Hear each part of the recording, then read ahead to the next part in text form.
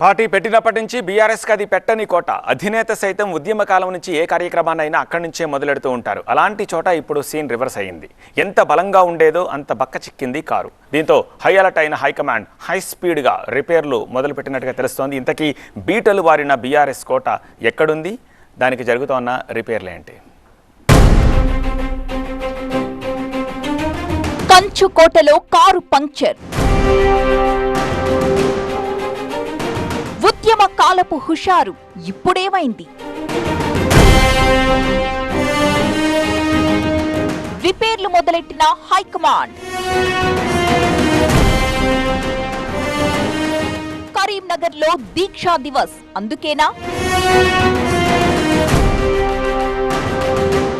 ఆవిర్భావం నుంచి BRS alias TRS పార్టీని కడుపున పెట్టుకుని ఆదరించింది కరీంనగర్ జిల్లా. అందుకు తగ్గట్టే ఇక్కడ ఏ ఎన్నిక జరిగినా వార్ వన్ సైడ్ అన్నట్టుగా ఉండేది వ్యవహారం. తొలిసారి స్థానిక సంస్థల ఎన్నికలతో మొదలైన గులాబీ జోష్ ఆ తరువాత ఏమాత్రం తగ్గలేదు. కేసీఆర్ కూడా తెలంగాణ ఉద్యమాన్ని ఉధృతం చేయడానికి కరీంనగర్ నే సరైన వేదికగా ఎంచుకున్నారు.